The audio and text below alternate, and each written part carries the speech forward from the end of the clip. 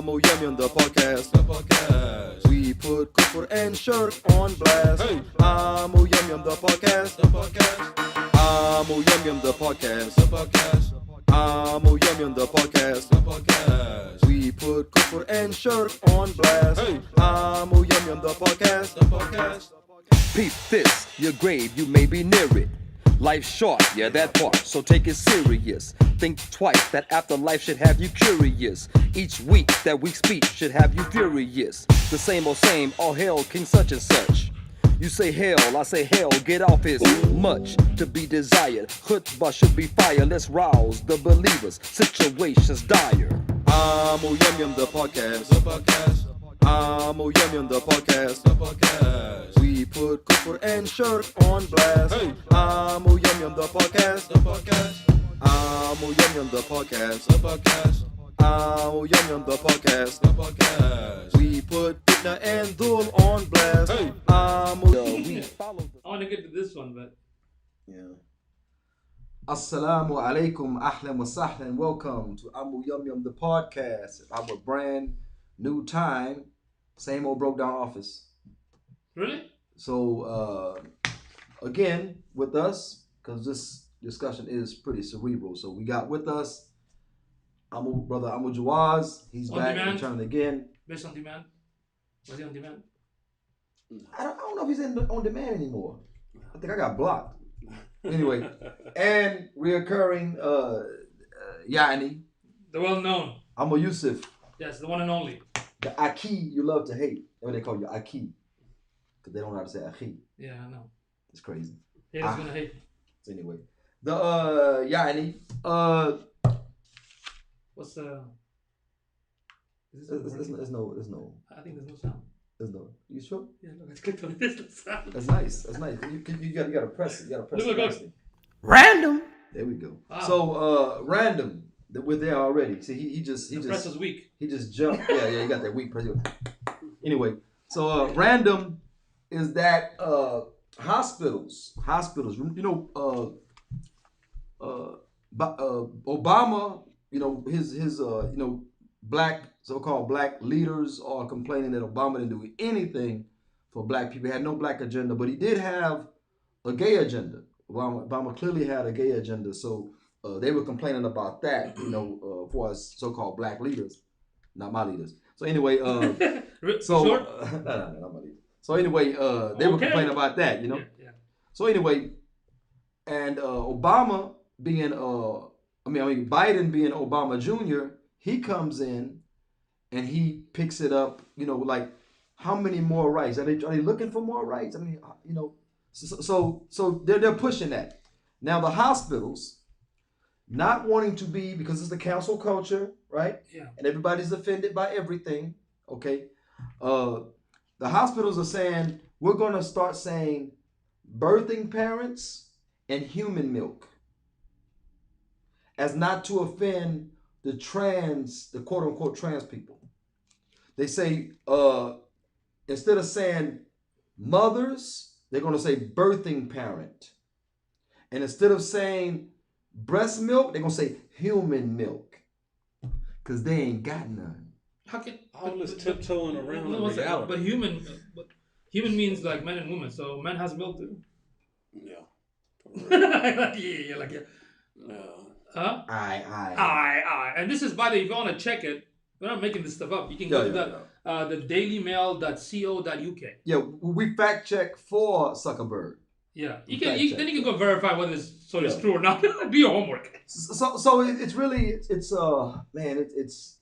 it's affecting science. It's affecting medicine. It's affecting every aspect of life. The reality dictates one thing, and they are advocating and pushing for something totally outside. I think that's a Western thing, but they are pushing it in the East. Well, see, think about it, like I mentioned the other day. Well, they have the leadership of the world, so it's actually being pushed. Yeah. It's a world push, an international push, or whatever. Yeah. So. I mean, the thing is, if you hear the word breast milk, you'd be like, ooh yeah. Like human milk. I'm like, what are you gonna say? Huh? I mean, come on, man. I ain't know what you meant, man. I don't know. Say that. When you say breast milk, that's like, motherly, but it can also sexy, you know. But human milk, that's like, ugh. Yeah. But see, the bigger problem, man, is that this is a hospital. It's a place you would go. Yeah. You want diagnostics. You want treatment. You want second opinions. You go there for professionals. These are the ahlul dhikr. These people of knowledge in that particular sphere. And Allah Ta'ala tells us to go to them when we don't know. So we going to them now, and they're changing things around. So when a trans person goes into the hospital and say, "Doc, I'm not having a period. What's going on with me?" Yeah. The doctor may have to say, "You having menopause." Yeah. You gotta menopause. You gotta play make believe. Yeah. I like. Yeah. You saw the meme. The meme said, "Well, sir, it's ma'am. Okay, ma'am, you have testicular cancer. Yeah. And I couldn't get testicular out." You know that recently, even in the application for a job, one of the brothers sent me like a snapshot or a screenshot of an application or job. You have like male and female, right, as an option. But now they put it, he, they. Zir, like, Zoom, why? Za. Like really? Yeah. Man, we're becoming too sensitive. I was even watching the other day, like this guy has a YouTube channel. He is a Marine. He actually does like get a constructive criticism about a lot of changes from like the 1950s to like the 2021. And I'm not surprised because Brother Linux, who's also like a veteran, he was telling me that even in the military, that becoming too soft. That's not good. Yeah. It's they're dumbing down for the inclusivity. Yeah. So not the exclusivity. They dumbing down for the inclusivity. But you have like Saddam had this group called the elite. Yeah. Guards of the this and that, and China has their elite, and the Europe has their MI this, and the America has their the FB this, and all this kind of. You got these elite group of individuals, above and beyond. Now you gotta dumb them down. You gotta dumb them down. That's it's not a good look. It's not a good look because the reality is being distorted. Yeah. And the ulama said that many of them said that Allah revealed 3 books. Allah revealed the Quran, Sunnah, to the Muslim Ummah. Yeah. Allah revealed the Quran, the Sunnah, and what? Waqa. Reality. The fiqh al-waqa. This is the fiqh of reality. That's what you have to understand before you even use Quran and Sunnah. If you don't understand, you have to apply to that. Yeah. They're taking place within that and being applied to that. Yeah. There's a joke that because ta'meen can be to say ameen after al-Fatiha. Ta'meen also can be insurance. Yeah. Depends on how you say it, right? So it's in the context you use it. So the sheikh was it's a joke that he said one sheikh was asked, "Ya sheikh, what of ta'meen? What of ta'meen?" He said ta'meen is a must after al-Fatiha. But he was asking about insurance. Oh, yeah. See, the sheikh jumped because he understood it that way. And that's the problem that we have, that we understand things opposite of what's being put out. Like she might beat me up. But anyway, I put that accept my faults, don't try to change me, whatever. I forgot the exact word I use. I say, this is being put out there. I say, should we accept the faults of our mates, or should we straighten any crookedness, or correct any crookedness that we see within ourselves or in our mates? And she'll say, well, I guess you ain't heard of the hadith about straightening the crookedness. I said, we're not talking about beating them. We're not talking about, we were just straightening, Muhammad says beating them. We're not talking about beating them. We're talking about if you have a character flaw, and I clearly said the word flaw. Yeah. You know what I'm saying? If you have a character flaw, I would want somebody to correct my character flaw.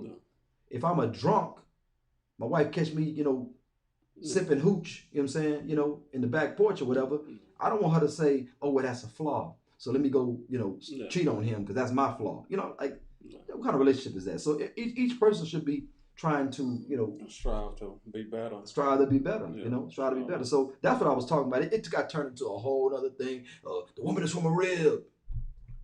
So are you admitting you all are crooked? I mean, are we talking about crookedness on that level? But you see, the subject of reality of walking, a lot of people are actually not aware of it. They don't even know it. Because when you bring this subject, they always talk about, if you have ulama, it has to be ulama from the U.S. to discuss issues in the U.S. Yeah. If you're in Nigeria, there has to be ulama only in Nigeria for them to understand the reality in Nigeria. I don't agree with that. Yeah, so that's they don't understand. If you explain the reality to a scholar, Exactly. he can still give The hukum, right? Yeah. He don't have to be there, or the alim can ask the people who have dhikr, the people with knowledge of a specific, scientific subject, and they can take the, the You know how I destroyed that argument? How? I said, let's say I'm in San Antonio and there's an island in Dallas. How dare he give fatwa here? What makes Texas a border? What makes Texas an area? How can he understand San Antonio? He lives in Dallas. Okay? I say, better than that, I live in this house. The island lives next door. Yeah. How can he pass a fatwa for my house? You know what's going on in my house? It should be an island per house. Yeah. Actually, I'm glad you mentioned this because that whole concept of alim has to be a specific country. You know why? Because of the belief in nationalism, the belief in borders, the belief in this is your tribe, my tribe. Right. That's why they say that. I think that's what they say that unconsciously. I remember Saudia said a while back, some scholar in Egypt said something pertaining to something happened in Saudia. Yeah. And they said no scholar outside of Saudi can address the issues. Well, nobody inside Saudi is addressing the issues. That's not in prison. Yeah. So I mean, somebody got to say something. Yeah. You know. Definitely. Yeah. So anyway, time for What's poppin'? that was long. Very long. I almost put to sleep. Yeah. Okay. I feel like I was in a theater. The topic: donation versus donation versus donation, which is the solution to cure the ummah's ills. The ummah is in a state. We're in a state, okay? We're in a state, and that we need solution. We're in a state where we need solution. So, which one is the solution? Because a lot of Muslims are saying that donate. That's the solution For anything. Okay. Anything. Yeah, donate. Anything happens in the world. Donate. So money becomes the cure for everything happening. Mm-hmm. But if you notice, it continues to happen. Yeah. You know, it's repetitive and perpetual. That doesn't change. Yeah, it doesn't change. But so, now it's even worse. You know what they do right now? what's that? They put on social media, donate. Yeah. You know, what do they call it? Virtual signaling? Yeah, they call it virtual signaling. Yeah. Oh, look, I did donate. Or change the profile to this circle, like, I don't know, Palestine or No. Burma. The Muslims that don't celebrate birthdays. This is my birthday. Donate to this charity on behalf of my birthday. Because I don't celebrate birthdays, so donate this charity on behalf of my birthday. That's the celebration. It's a recognition and a celebration. Yeah. So virtue signaling. Yeah. Feel good. Because it makes you feel good, though. Yeah, that Buffy. I get Buffy. Okay. Yeah, go ahead. So sadaqah. The donation aspect is sadaqah. We're not going to talk about zakat because zakat is a tax. Yeah. Okay. Sadaqah is the free gift, the giving. Okay. Sadaqah is a noble deed. It's a very noble deed. Donating is a very noble deed. Cleanse your But sins. we are talking about, is it a solution? See, that's different. A noble deed. Yeah. Like, for instance, I use this, it's an extreme example. Okay? I said, if a woman is being, let me put harmed. I'm not going to say the word. If she's being harmed, and you walk by, what's imperative for you? Let's say a Muslim sister. Let's make it specific. A Muslim sister's being harmed. Okay? What's imperative? What becomes priority for you? Okay? You could give her sadaqah, which is a smile. You may see next to her a banana peel or a piece of glass that may harm somebody that walks by while she's being harmed. Mm-hmm. So remove the glass, remove the banana peel. Now you got two blessings, right? Mm-hmm. Or is it imperative upon you that you relieve her of that stress physically? Try to change it with your hands. So this is what we get with the sadaqah aspect. Sadaqah is very noble. It is very necessary. But is it the solution? Yeah, because we're not saying don't give sadaqah. We're trying to make you guys understand that the subject is actually bigger than that. Yeah. Because nobody's addressing it, and inshallah, what we'll do today. Okay, inshallah. So, Muslims are suffering globally. They're suffering globally, and there are many Islamic charitable organizations, right? So many. The few big ones. Mercy, USA for Aid and Development. They call themselves Mercy. Okay, one is called Life. It's but the extended name is Life for Relief and Development. Okay, Islamic Relief. Everybody knows that one. Okay, Muslim Aid. Okay, ICNA Relief USA. Okay, if they say ICNA, they don't have to say USA, but they say ICNA Relief USA. Okay, International Federation of Red Cross and Red Crescent, both Christian symbols. Okay, Red Cross and Red Crescent societies. Okay, and the list goes on and on, and some of them claim 100% of your donation will reach. These are big organizations. Yeah, they say 100% of your donation will reach the people, which if they have a CEO, it's impossible that your 100% will reach. Because a lot of CEOs, they travel first class. If not, they have a private jet. They have a $300,000, $100,000 budget. You know, and then their pay is like $200,000-300,000. If it's a really big organization, because nonprofit, you can actually pay your employees. Well, the thing is, most people understand that nonprofit doesn't mean nonprofit. They run like a business. Yeah. It's set pay. Yeah. It is a business because when you do the taxes, that's only different. But they run like a business. They have a staff, they have employees. They have. So when it comes to like these organizations, not to knock them down anything like that. I actually only donate to one that I personally trust, the brother. They're not big, but something I know personally. You know what I mean? Like Brother Muhammad from Islamic Oasis, who goes to like Syria and Burma and Somalia, and mashallah, he does it. But he's not that popular like these big names. The issue I have is that we have a lot of these different organizations, right? Yeah. We have them, okay, and they do a lot of good. We're talking about solving the Ummah's problem, their ills, curing the ills. We're not talking about just doing good. But like I said, you can have a whole organization and y'all just remove stuff off the sidewalk. People might get hurt. All they're doing, they're basically putting a band-aid. No. Well, I don't even think it's a band-aid. Okay. I don't think it's a band-aid. You know what I'm saying? I've had a band-aid on that lasted for quite a while. Right. You know, but like I said, the issue is that they are taking care of not really America. It's not really America. These organizations are reaching out because the Ummah is very few of the Ummah is in America. Most of the Ummah is outside. You know what I'm saying? So they're reaching out. And the lands they're reaching out to are rich, wealthy, and full of resources. The land itself. That's a good point.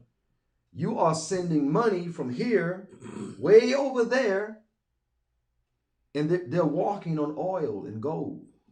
But there's something preventing them from using their own resources and the wealth of their own nation. You know, America is in Afghanistan and won't leave because there's a mineral there that they use for the cell phones. They discovered it. They're not going to leave. They discovered oil resources. They discovered this. They discovered that.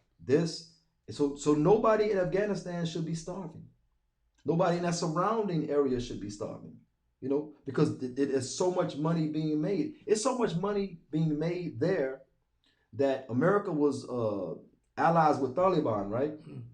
And Taliban could not get, during the Clinton administration, they could not get the so-called warlords out of the mountains. Because every time they try to build the natural gas pipeline to Iran and stuff like that, they would come and bomb it up and blow it up and attack the workers. The workers were scared to work. They say, Taliban, look, got a little more time, give a little more time, get them suckers out that mountain. We gave them Stinger missiles, $1 million missile. $1 million, one missile, one the launcher costs $1 million. The missile, I don't know how much the missiles cost, but the launcher itself cost $1 million. So they give them Stinger missiles. They say, get them out the mountains. They couldn't do it. So Clinton said, Hassan Tarabi said, hey, we got Bin Laden if you want him. He said, no, I don't want him. No, I don't want him. Third time, I don't want him. Send him to Afghanistan. You know, so he went, Bin Laden, 3 planes, flew like in a caravan, flew to Afghanistan. Nobody shot him out the sky or nothing. Hey, that's what happened. So they landed in Afghanistan. Bin Laden did the same thing he did in Sudan. Built roads, endeared himself to the people, gave sadaqah, you know, virtually good guy. You know, he's giving out, doing good deeds, basically. So he's there now. they can't get the warlords out the mountains, America said, okay, Taliban is now the enemy. Warlords are our friends. We're going to call you Northern Alliance. Come out of the mountains. And that's how they got the pipeline through. It's genius if you're dealing with idiots. Yeah. Oh, yeah. And now the situation is worse in Syria. You have like 2 million refugees, and the Burma situation even worse, like the slaughtering the Rohingyas, and the China right now. There's another problem. So these in Palestine been going on for like almost how many years? Almost like 7-8 years. That thing's been going on forever. Yeah. So even when I was young, when I was a teenager, I used to ask like, man, 30s, right? Since the 30s. Yeah. Oh, I mean, it was started in 1948, right? But ever since. So the problem never resolved. So I'm reflecting like, okay, all these big organizations, all this money, like from a business point of view, when you generate money, you develop it, and you basically like the concept of teach them how to fish, that kind of stuff. Right. That's what happens. But with this situation, I don't see I'm correct if I'm wrong, but I don't see that improvement. It's just the same story, same situation over and over. I'm like, are you guys just giving or building like some sort of a development system, school or teaching or something that they can sustain themselves? But here's another issue. Let's say they can sustain themselves, but they're living in a society or a country that the government probably not going to support it or not going to help them. Well, or they are under the direct authority of some Western nation, where they are given stipends. They don't make their own money. They're given stipends of money, like allowances. And a lot of that allowances is not going to the people. The allowances go to the ruler, and it trickles down to the military. And sometimes the West will fund the military specifically. I mean, America put nukes in Pakistan. Give me a break, dude. Why? I mean, recently, what is it? Before you got to be an ally. They say America's bombing Pakistan.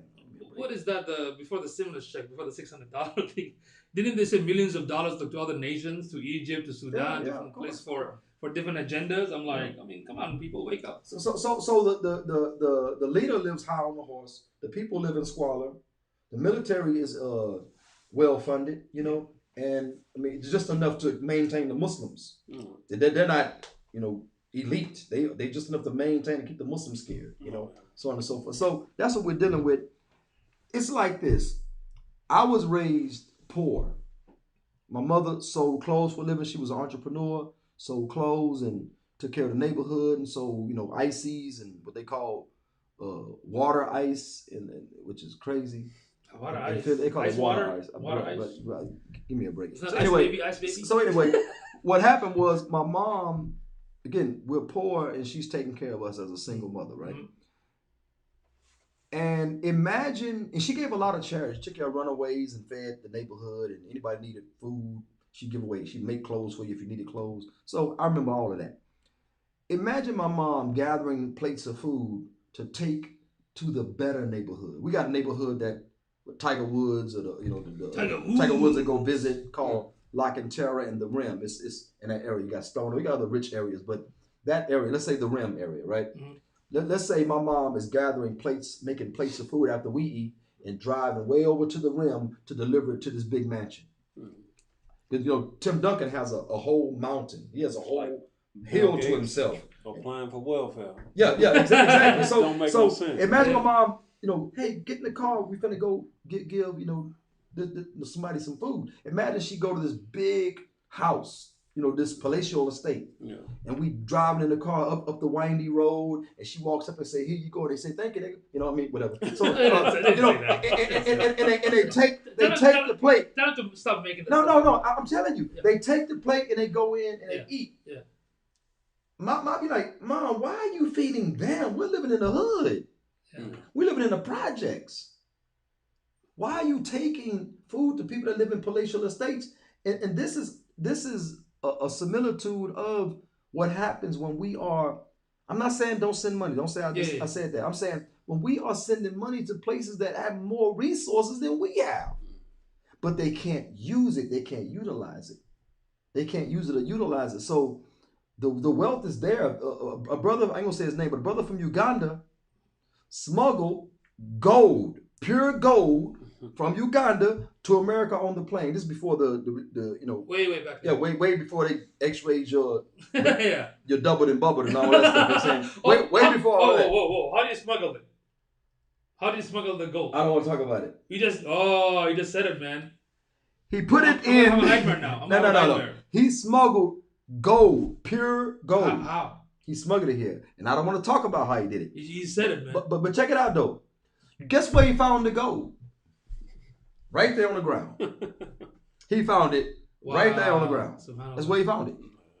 Wow. And this is what we're doing. They got De Beers and all these other blood sucking, corporate entities that are there just extracting and mining and doing all of this. And the people live in squalor. The people are dying of black lung and all of these different things.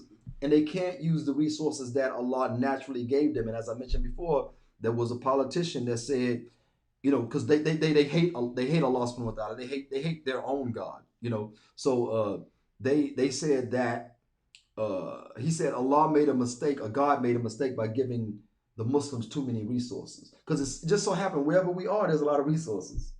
Even if we haven't discovered it yet, there's a lot of oil and gold and there's a lot of resources. You know what I'm saying? Wherever we are, and they say Africa's full of resources too. Yeah, they're saying that Allah didn't give them, or whatever, because you look like anyway. So, but anyway, that highlights where the problem is, because if you can't use the resources that are present where you're at, then that shows that money isn't the problem. Money's not the problem. That's not the problem. The root problem is it's a political issue or whatever. It's the lack of the proper organization. How life is organized there, how the viewpoint of life there that the people carry or whatever. That's a problem. Yeah, because that's a problem. You're right, because a Muslim from even Dubai, even Saudi, send donation. Yeah. Send donation. But back in the day when Saudi, they steal the resources and send donation. I remember back in the 80s during the Afghanistan and during the Bosnia, the sort of war in '95 as well that killed millions of Muslims, right?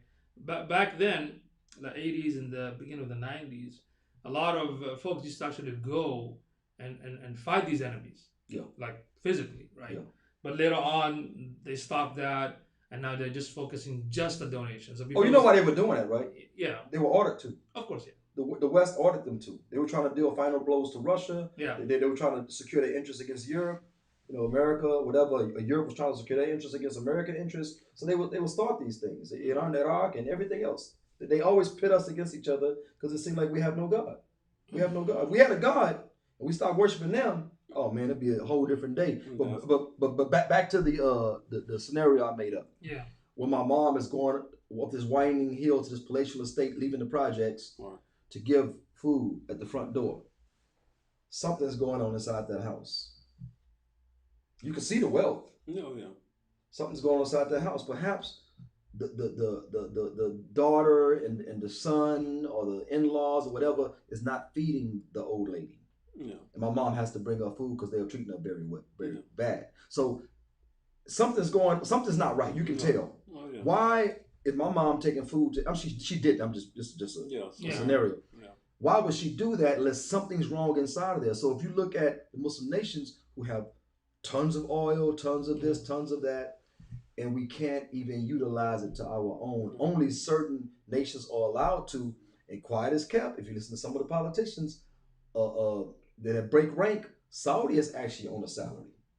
They don't make the money they could make off of the oil. New York sets their prices of oil. You know what I'm saying? And sometimes their prices the barrel doesn't go up or down for them. New York makes the barrel go up and down. They call futures traders. They make the barrel go up and down. I'm at a gas pump. This bald head dude looked like everything of a skinhead, right? He looked at the gas price and said, dang Arab. This is a few years ago, right? Dang Arabs. And I started to say, actually it's people that look like you. I started to, and I said, you know what? I don't even think he there yet. He wouldn't even understand the complexity of what I was about to tell him. Yeah. You know what I'm saying? These are futures traders. Dudes look like you in New York that set the price of the barrel. It's not, Saudi will give it away for a nickel a barrel if America say give it away for a nickel a barrel. They'll say, but I want another Porsche. Because even though here, I don't know what, and some, I guess in the 90s or whatever, they actually got controls, the Saudis got control of the production of the oil or whatever. Yeah. they can move it. Like you say, the Wall Street or whatever, they control the price or whatever. But as far as the production or whatever, the Saudis, they actually control it. But that control is kind of like a pseudo control because America and what year was that? I don't know. It was like sometime in they transferred. You said in the 90s? Yeah, I think sometime in the 90s or in the 80s or something. That was probably one of the about the time they switched their loyalty. Yeah. Remember they were British. Okay. And then the brother Abu Dhabi, he wrote that perhaps he thinks Saddam and other people are switching their loyalties. Okay. He wrote about Saudi too by switching their loyalties. That Europe wanted Abdullah. Right. Was it Europe or America wanted Abdullah? I think America didn't want Abdullah to become king. That's what he was saying. They didn't want Abdullah to become king because Abdullah had British loyalties. Right. And they thought that he would switch it. So a lot of times, even you read about Ibn Saud or whoever that was that said some big talk against America, like we came from the desert. If you do this, you blow up the desert. We'll still be in the desert, and he's talking really big.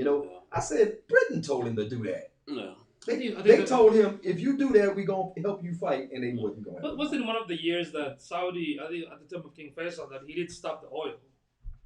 The Egypt like in 73 or something. Something like that. No more oil for you guys. We're gonna stop it, and there's a shortage of oil and stuff like that. But Faisal. That's what I'm talking about. Yeah. Okay. Faisal, But that big talk was against America, but it was directed. You think that he wanted to go to? No, they don't want to go to war. No. Why again? People didn't look at the reality. No. The reality. But the point I was trying to make is that even though that they have the power of the production of the oil now, is that you have the power over the production, but America, the country who actually controls you, they always have a lever to control whether or not you produce it or not. They all like now they have a new lever where I guess they've been having it. This bin Salman deal or whatever, him. I guess it's they say it's a new report about him actually killing the Khashoggi. Yeah, the journalist or whatever, yeah, the embassy or whatever. So this is nothing but a lever that they can use to make you make you do guess this. Guess what Biden did? Yeah. They say Trump didn't do anything, right? Mm. They said some lower level people, some security people got in trouble, right? Right. Biden said he don't do anything. He said he gonna do something to everybody but bin Salman. He ain't gonna do nothing to bin Salman. Yeah. You know what I'm saying? I mean, puppet on a string, but Definitely. nevertheless, donation is not the solution to cure the Ummah's ills. Yeah. It is a very good thing. It is from the Deen. It's something you should continue to do, but that's not all you should do if you're interested in solving the Ummah's problems. Exactly. Okay. Now that brings us to Do Nation, D-O Nation. Do Nation, which is described as sadaqah in action. These are people that go out and they are active. You'll see them. They'll put up some tables in the park. They'll be serving food to the homeless. Which actually people actually got arrested for doing that because they don't want the homeless sustained. No. Because they want to clean up a certain park or a certain area. It wasn't just Muslims. It was a Christian minister. He got locked up for feeding the homeless without a permit. Yeah, so you actually got to have a permit feed somebody. Yeah, I remember a couple of years ago, brothers in the community asked me to go downtown and kind of feed and stuff like that. But some of these homeless, like they're drunk. How can you feed them and do that to them when they're drunk? Well, I know somebody that worked at a shelter, and they told me that the ones that the shelter has space, they don't want to come inside because they want to do drugs, they want to have sex. Yeah. You know what I'm saying? A lot of them got mental illnesses. That's why they another don't come out. problem too, yeah. So basically, you got to know the people that you're going to deal with. Yeah.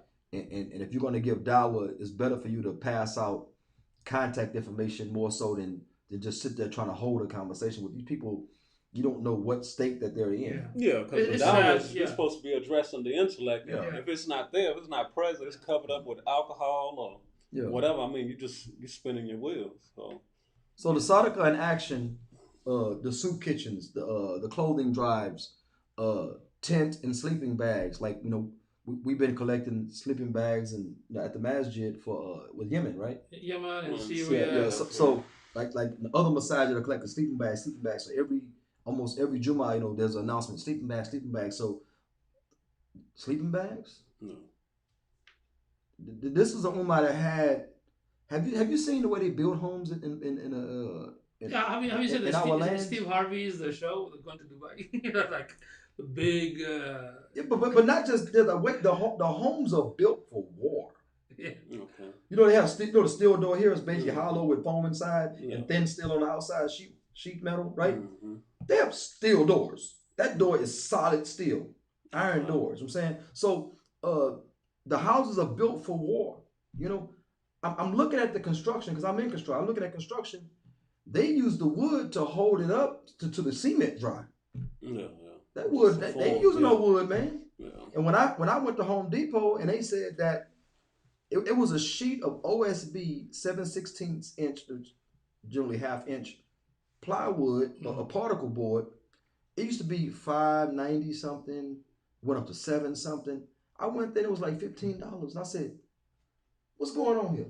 They said, oh, man, they jacked the prices up because they building houses in Iraq. I said, Iraqis don't live in these. These are tents. Yeah. The houses here, they're like tents over there. Yeah. You know what I'm saying?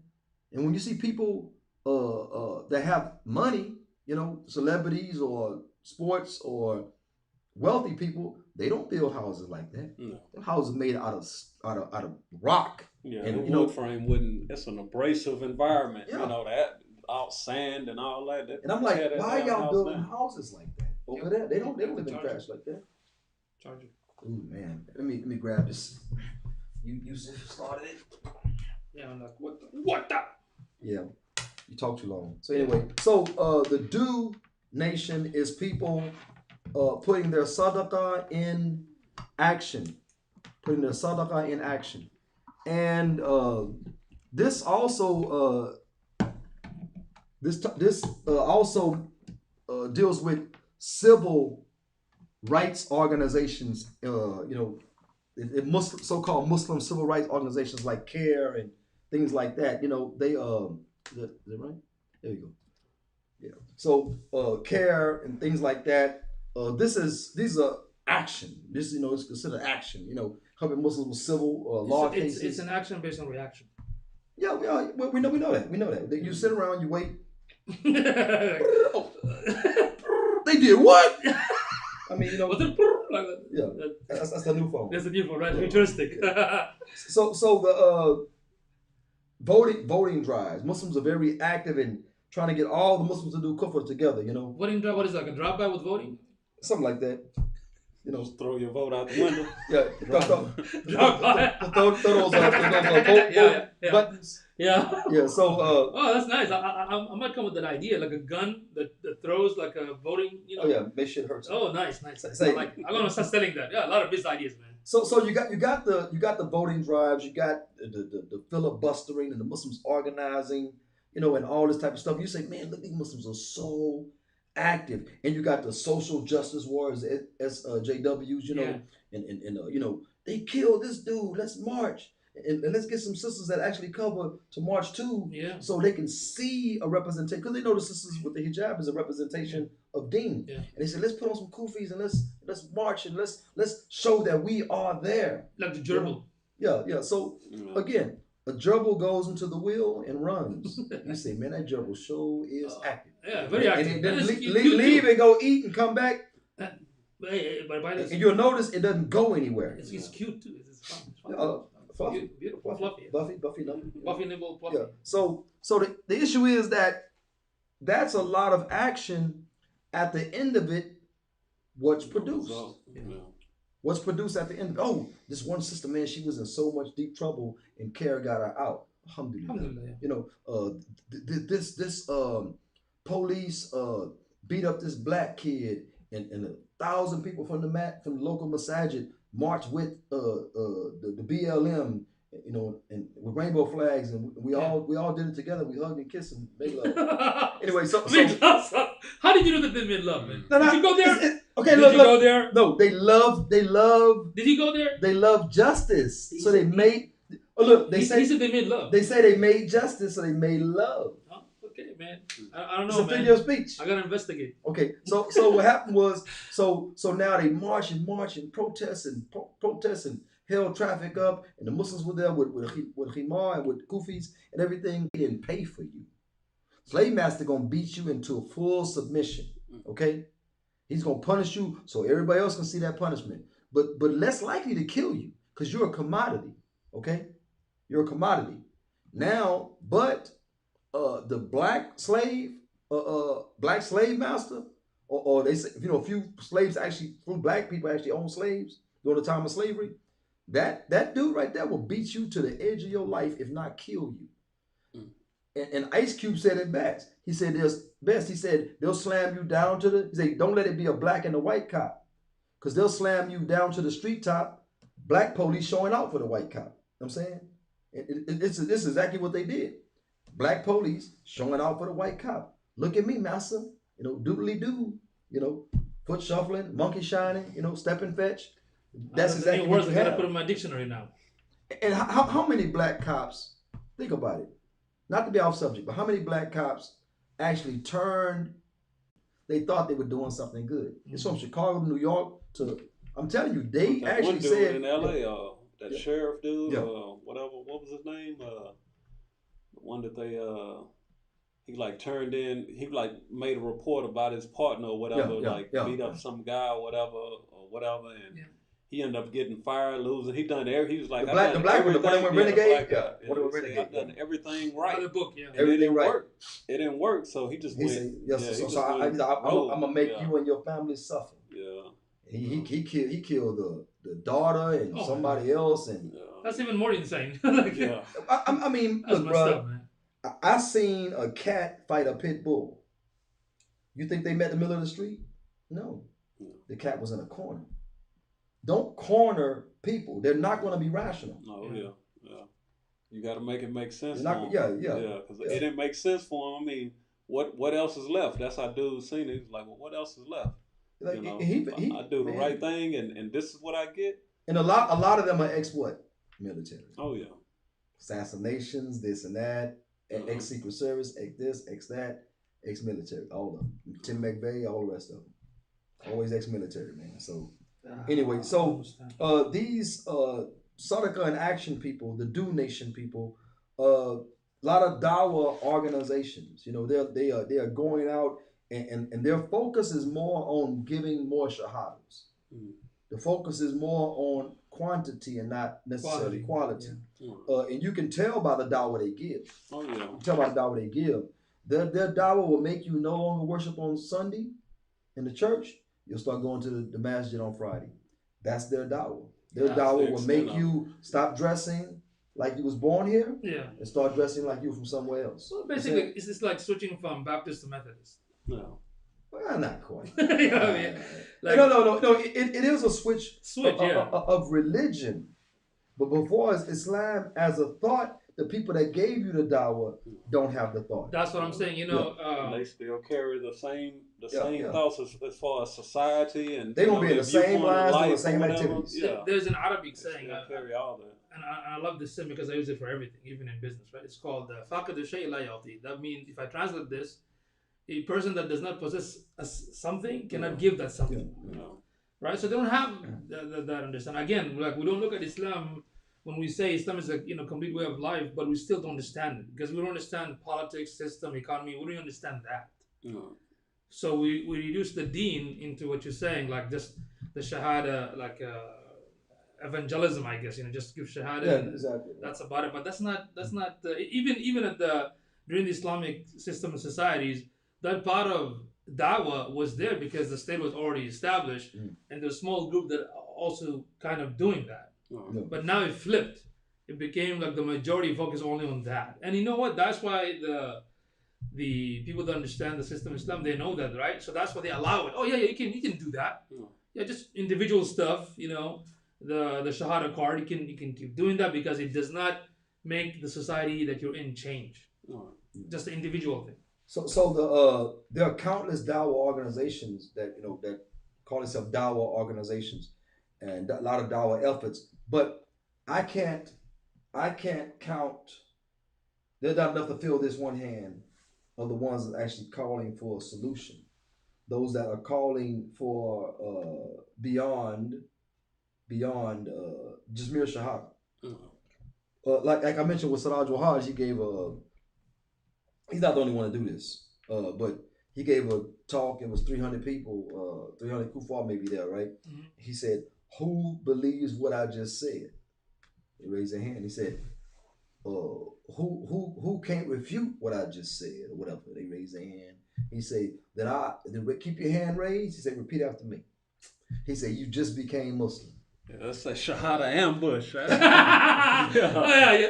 That's not right though. That's not how you do it. Crazy, That's man. that's I don't understand. That's like that's like let a a person of their own initiative, initiate that they want to, but that's like a high school. That's like a peer pressure, man. Yeah. You're not part of the crew. Well, wait, you know that shahada is not valid unless that person had full understanding and intention to become Muslim. Right. Because you can't say, "Ha, got you." Yeah. You know, shahada is not "ha, got you." Yeah. Like and a half deen, there's no compulsion in the deen. You can't force someone to be Muslim. You can't trick them. There cannot be any deception. People, if I say there's no deception when it comes to marriage, they say, "Oh yeah, no deception." I say, "What about tricking people into shahada?" Yeah. Because all that does is create a hypocrite. Yeah. That's all that does is create or a rejecter. Yeah, or a rejecter. Somebody's going to fall back on what they said. Yeah. They have to use their intellect to make a decision. You pass information, explain to them, and with their intellect, by the grace of Allah, they'll make the decision. But not this trickery. Yeah. Right? I mean, that's why they're like evangelism. They're like evangelic, right? Yeah. If you remember a couple of years ago, there were a couple of sisters were going around, same thing. Like they came to Islam this way. One day, same attitude. They go to this Burger King. They ask this one lady, "Do you really want God?" "Yes." "You are a Muslim." Like, why? Because like, this is ridiculous. I remember that. You know, I'm like, what? No, you can't do stuff like that. It's like the Muslims that say, "Oh, you know there's only one God," and the Christian will say, "Yeah, I believe that." And they'll say, "See, you halfway." No, they're not. Yeah. No, they're not. There's no halfway Muslim. Allah Ta'ala is one in half existence. Half dress. Allah Ta'ala is one in existence, and He's one in His essence. Yeah. Now let's talk about the essence of Allah. Yeah. No. You mean Jesus did not? No, I can't. You know, so that's the essence. That's dealing with the essence. You know, they're not halfway there. Or you have this interfaith dialogue. Hey, to yours is yours and mine is mine, and we're all like gonna sing kumbaya and we're all the same. Yeah. So anyway, the Dawah organizations that are actually calling for solution to the Ummah's ills are very far few. I don't know beyond one or two really. You know that I could actually say that say that that's what they're trying to do and have some semblance of that. You know, there were better days. You know, years ago, better days, but I'm not sure about now. But nevertheless, the oppressed of our ummah make dua. Somebody said, "Well, dua is action." Donation or dua, that's donation or dua, that's it. Yeah, Muhammad said, "Ad dua huwa ibadah." You know that dua is ibadah. You know, it's a worship. So they consider this action. I'm going to pray for you. I'm going to pray. I'm going to pray. And then the prayer, the dua, should be followed by an action that accomplishes or seeks to accomplish what you prayed for. Or you'll be like Musa alayhi salam with the Bani Israel when they said, "Oh, you Musa, you and your Lord go fight. We'll wait here." You know, and that's not the way that it works. I'm saying that's not the way that it works. We mentioned about Banu Qurayza. After the war, they had rebelled. The Ahlul Dhimma, they rebelled. So they tried to sandwich in the Ummah. You know, they had the Confederates here, and they had them there, and they tried to sabotage us from behind. And the Muslims were limping, bleeding. They put their weapons up, and the angel Jibril Islam came and said, "Have you put up your weapons?" They said, "Yes." He said, "Well, pick them back up. Allah wants you to go deal with Banu Qurayza." As Muhammad said, "Don't pray Asa until Banu Qurayza." It was that serious. They had to really get there and fulfill the command of Allah Ta'ala. The dua is made, the weapons are gathered, and the action is done. You know what I'm saying? So you got preparation, dua, and you got action. And what we see with the Muslims today, there is a lot of gerbil in the wheel, a lot of action. Yeah. And there is dua, but the dua is for something that your action is not going to accomplish. Because you're not doing the thing to satisfy, you know, the issue. So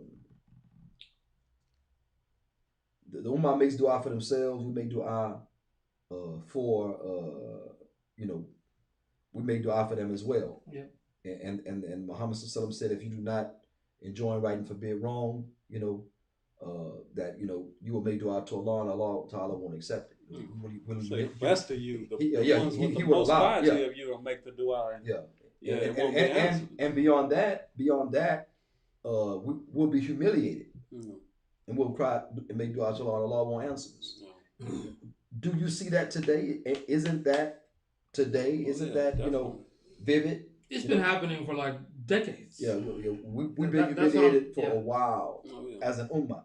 But brother just sent me a video. Somebody dug a well. Okay, mashallah. I mean that solves the thirst problem in that particular area for those few people, depending on how much water comes forth, right? We pray Allah Ta'ala the water gushes forth. Yeah. But we're talking about solving the ummah's ill, not Band-Aid. Yeah, we look at the bigger picture too. Yeah, we're not saying don't do those charitable acts. We're not saying that, but we're trying to just make you all think when it comes to solution, is the donation, dua, the only solution? Because this is a very common question that a lot of Muslims actually ask. The Imam and Ulama, that when somebody's suffering in other countries, like why we're suffering everywhere. Yeah. I said to Allah, okay, no disagreement. So what should we do? Just make dua. It is still not satisfying answer. You can see internally the youth or the Muslim or the elder, they're actually bothered by that answer. Because now you become like, what do you call it, desensitized? Desensitized. Yeah, because khalas, problem happened, just make dua, move on. Right? So that's what's becoming. Because if you're honest about this, then we got to address, like we were talking about today, we got to address the main issue. Read the solution for it. Surah An-Nisa, 75. What was that? Okay, the chapter 4 is 75. وَمَا لَكُمْ لَا تُقَاتِلُونَ فِي سَبِيلِ اللَّهِ وَالْمُسْتَضْعَفِينَ مِنَ الرِّجَالِ وَالنِّسَاءِ وَالْوِلْدَانِ الَّذِينَ يَقُولُونَ رَبَّنَا أَخْرِجْنَا مِنْ هَذِهِ الْقَرْيَةِ الظَّالِمِ أَهْلُهَا وَاجْعَلْ لَنَا مِنْ لَدُنْكَ وَلِيًّا وَاجْعَلْ لَنَا مِنْ لَدُنْكَ نَصِيرًا. So the oppressed are making dua to Allah Ta'ala to send them, help. And Allah Ta'ala saying, what's wrong with you? No. What is with you that you don't fight in the cause of Allah Ta'ala? When the oppressed, men, women, and children are crying, right? Or Allah send us a helper, send us, someone to deliver us, from this condition, from the oppressors, and appoint for us a savior, appoint for us a helper. You know what I'm saying? All by your grace. So if this is what the dua of the oppressed is, then can you solve that with donation? Subhanallah. Can you solve that with donation? Can you solve that by going out marching and collecting sleeping bags? Can you do it? If you look at the translation, it says it clearly. What is in the ayah, the verse, right? And what is it with you? You do not fight in the cause of Allah, and for oppressed men and women and children who cry out. Our Lord, deliver us from this land of oppressors. Appoint for us a savior, right? Appoint for us a helper. All by your grace. So that's what they're crying for. In fact, have you seen how many videos like whether it's in Palestine or Burma or in a scene, like the mothers are crying saying, "Oh, Muslim, where are you all at?" Right? That's what they're asking for. But we got all these military in all these Muslim countries that really not doing anything except just for show. You know what I mean? Parade. Parade and to attack the other Muslims. Yeah. To attack other Muslims if the West so deems these people, worthy of attack, Right. So the sacredness of brotherhood, and ummah and things like that, or at the behest of the West. Yeah. You know what I'm saying? I'm gonna be just as good a Muslim brother to you, and you'll be just as good to me until the West says, "Hey, you guys are enemies." That's what the border represents. Yeah. Between the countries or whatever. That's what they are. Nationalism. So that brings us to our final point. If giving donation, which is a very good thing, we say alhamdulillah, keep the donations coming, but don't think that is the solution. You feed a hungry person. I've done it. They get hungry again. Amazing. You don't solve hunger by feeding people. You have to have a system. If I go to Africa or some other land and I see a child dying of thirst, and I give them my bottled water and I walk away, he'll be back in that state. Right? Until we go there and dig a well. or something. You have to do something like you said. Give a person a fish, they'll eat for a day. Teach them to fish, they'll eat for a lifetime. Solution. Yeah, solution. We're not solution oriented, but do you remember that?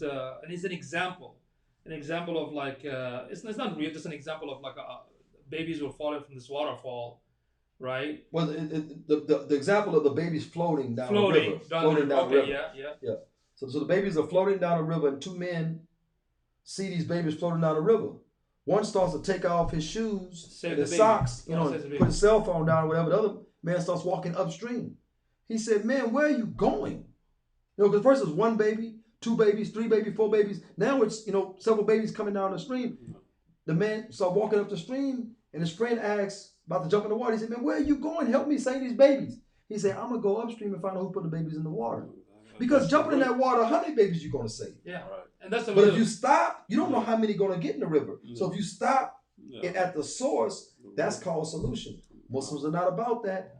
I'm not saying all. I'm just being very critical of the ones that are not. Yeah. They're not about solution. Everything is fluff. Everything is fluff. There was a dude in the neighborhood that had a Jaguar. He had a 350 Chevy engine inside of it. California was selling conversion kits. Wow, that was nice. California was selling conversion kits for Mercedes. You can put a Chevy engine in it. They were selling conversion kits. The drivetrain, the drive shaft, the connection, the joint, universal joint. You change that up, man, you good now. Yeah. That's not a Mercedes, bro. Yeah. That's not a Jaguar. It looked good on the outside, and that's a lot of us are satisfied with Chevy engines and Jaguars. Yeah. Jaguar trash, by the way, but keep going. So basically, the solution really, the main solution is really the implementation of Islam itself. Beyond civil activity and marching and as a whole holding signs, and beyond just giving money to lands that are richer than we are in resources. Yeah. I'm talking about we as in me, not American government. American government stole all of that. So I'm saying that there is richness there. You know what I'm saying? There is richness there. So the ayat, the last one from وعد الله الذين آمنوا عملوا الصالحات لاستخلفنهم في الأرض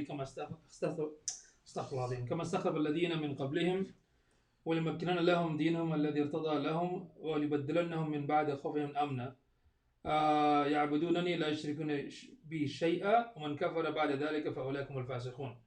So Allah has promised those of you who believe and do good that He will certainly make them successor in the land. The term لا يستخلفنهم. Yeah. You know what I'm saying? That he would grant them authority. Yeah. Khilafa. Right. Khilafa is the entity that settles the disputes between Muslims. It protects the Muslims. It implements Islam upon the Muslims, which is justice, and it carries Islam to other nations. So Allah says, Allah promised, وَعَدَ اللَّهُ الَّذِينَ آمَنُوا. He promised minkum. Allah promised those that believe among you that what? I'm saying, وَعَمِلُوا صَالِحَاتٍ. He believe among you and they practice righteous deeds. What? لَا يَسْتَخْلِفَنَهُمْ فِي الْأَرْضِ. And He will grant you authority in the land. Allah promised it. So is just giving money and oh look, I gave. Yeah. So I gave at the office, that type of thing, right? Then the other thing is I gave a sleeping bag. I'm marching. I'm doing this. I voted for Biden. Yeah. I got Trump out. I voted for Biden. This is what the Muslims are saying, and Allah still didn't give us authority. What's going on? Right, because it says here, like you said, make them success in the land, right? And it says Kamad. Yeah. Kamad takhlifa. Yeah.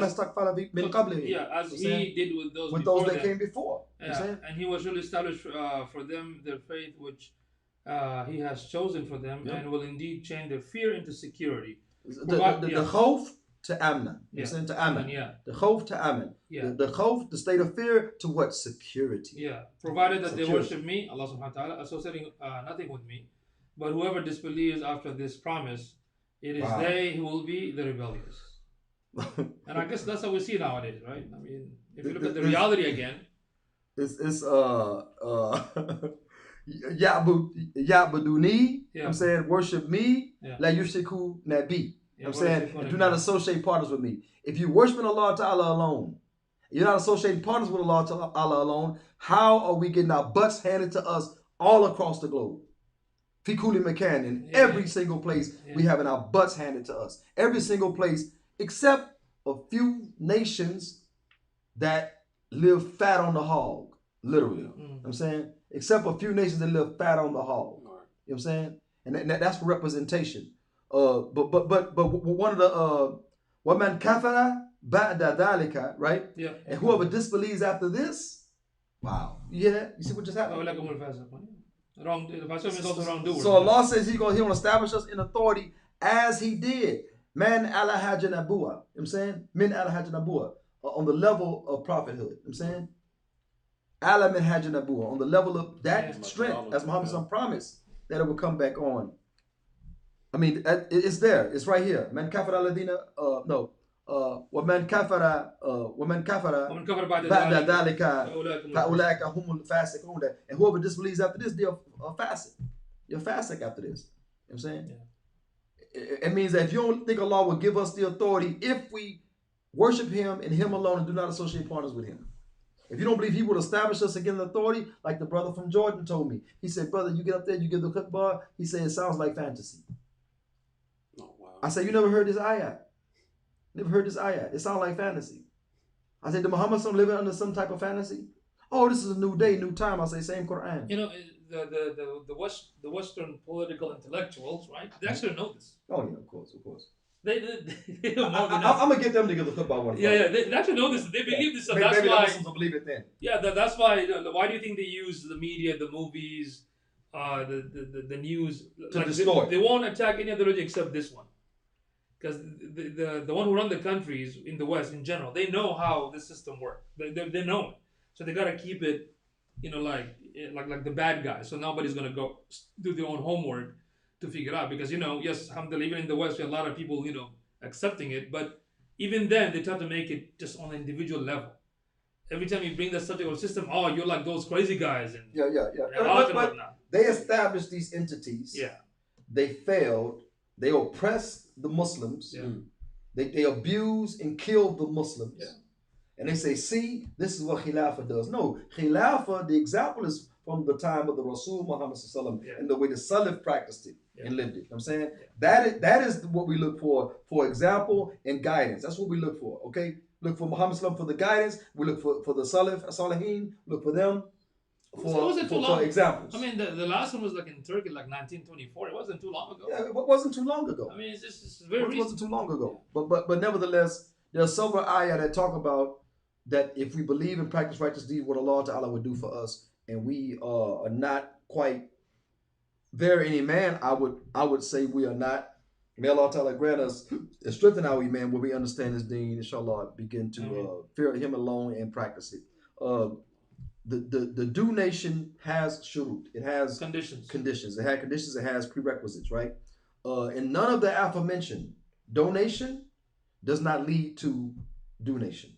Okay, do nation, which is civil activity and rallying and voting and all that stuff, doesn't lead to the do nation, the DUE nation. It doesn't lead to that. Okay, so those are not a shart for this do nation DUE. Okay, what Muhammad ﷺ did is indeed the example. His life, I don't know how we missed it. His life was trying to establish his deen as an entity. The life example for the life practice of the believer. Exactly. Because nowadays they teach that stuff like a fairy tale. So but or they don't talk about it at all. I talked to this sheikh from Canada. We were at the Texas Dawah Convention back in the day, and he was passing by, and I'm talking to these guys at this table. These guys we knew from Houston. Yeah, we're talking to them about when was Islam established.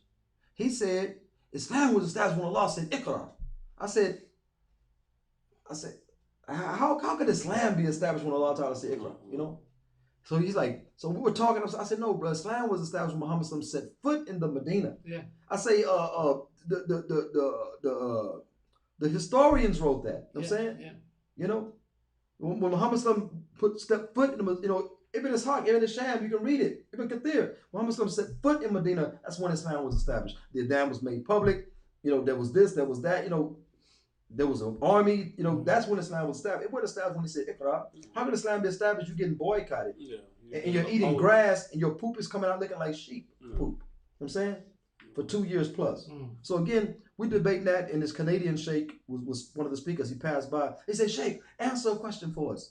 He said, he's saying Islam was established when Muhammad set foot in Medina. I said it was established when when Allah said Iqra, when Angel Bill Islam said Iqra. It was a revelation.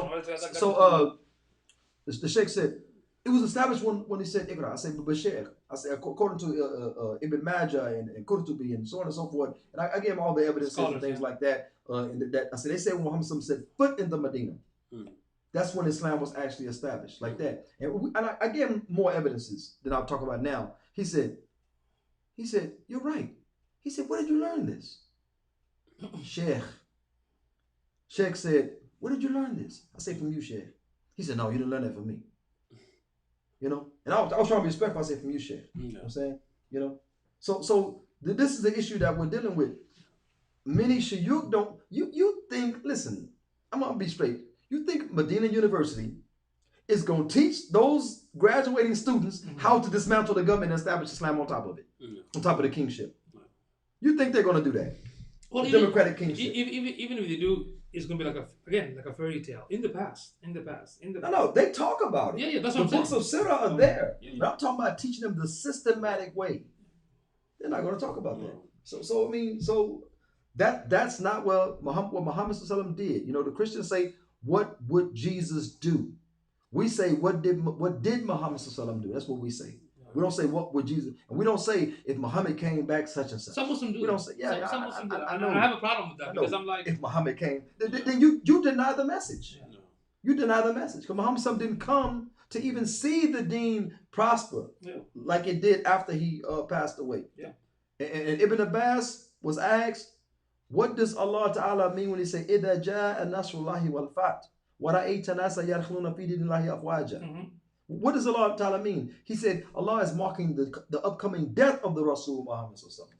Because Muhammad ﷺ was not sent to see Islam grow and flourish like that. Yeah. He was sent to deliver the message and produce the momentum that will cause Islam to flourish. And that's what we're missing. So, shaking my Muslim head. Let's shake our head. No, I'm just kidding. So, shaking our Muslim head. The bombing. Yeah, so what happened? The bombing. Biden. The one the Muslims said, we got to get out Trump. Trump is this, Trump's that. We got to get him out. And I told you the CSU. Yeah. The Muslims that understand politics said, by the letter of the law, if you weigh him, Trump just trying to get paid. Trump is not a warmonger. Yeah. He's not a warmonger. Yeah. Okay? The troops didn't come home. None of that happened. But Trump is not a warmonger, right? They said, because he's the idiot that he is, who happened to be the most right about COVID, I'm going to give him that. He was the most right. I'm telling you, man, Trump is the most right. Forget Fauci, forget all of it. Yeah. But nevertheless, they say, let's get that guy out. We rather, instead of having this orange dude, we rather have the child toucher. So they put the child toucher. Oh, Robinette, huh? Yeah. His middle name Robinette. So anyway, so you put the child toucher in office. You didn't put him in office. You voted for him to be in office, and Allah blesses punish you by niyyah. Remember? Yeah. Innamal amalu binniyah. Your actions are but by intention. Yeah. You intended to put him in office, even though your vote doesn't count. You're going to get that niyyah. We put him in office. Now he's bombing our Muslim brothers and sisters. We brought this subject before, and a couple of brothers, Nibbles got Buffy. And I mean, they were like this.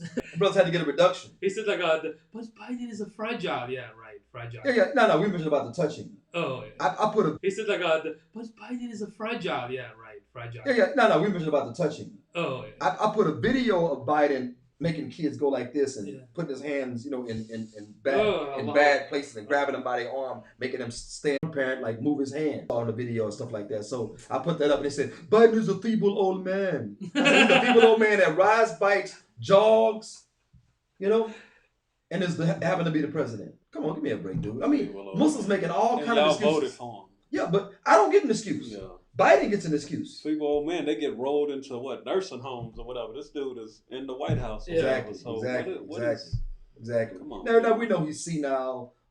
They known to put, I don't know if Trump was on Ambien or he was on something. Yeah. They gave Trump some type of Trump was doing drugs since the Apprentice thing. People that were on cast with him said, "Oh yeah, he would crush up the I forgot not andro. I forgot what that. I don't know drugs. Yeah. Anyway, so it's a pill. Oh. He would crush it up and snort it. Now you know pill has the medicine in it, but most of it sometimes is texture. It's to make the pill stay solid and dissolve once it hits the stomach acid, right? Yeah. It's made like that, right? So a lot of times it's coated so you don't taste it until it gets down, right? So that's pill. So he's crushing it. He's snorting the texture, something that the stomach acid would normally dissolve, right, and to release the medicine. So I'm like, they say he was doing that during the Apprentice and stuff like that. So he when he give the speech, when he give the speech, you know what I'm saying? So he's doing that. Biden is on some other type of thing. This dude is senile. They giving him something because sometimes his speech is like so incoherent. I remember the kids, that they would. My leg got these blonde hairs on it. The kids would rub my legs like this, and my hair would go down. My hair would pop back up, and I was, the kids loved rubbing my legs, and I'm like, he's talking to there's a bunch of Negroes around him, right? And little Negro kids, everything. Oh my God. God. And he just talk. I'm like, what's wrong with this dude, man? I mean, he just incoherent, senile. And there was another speech he gave. He was just talking. He said, I don't believe the rich people are better than the poor people. He said, there are many. He said a white person just as good as any. He said a rich person just as good as any black person.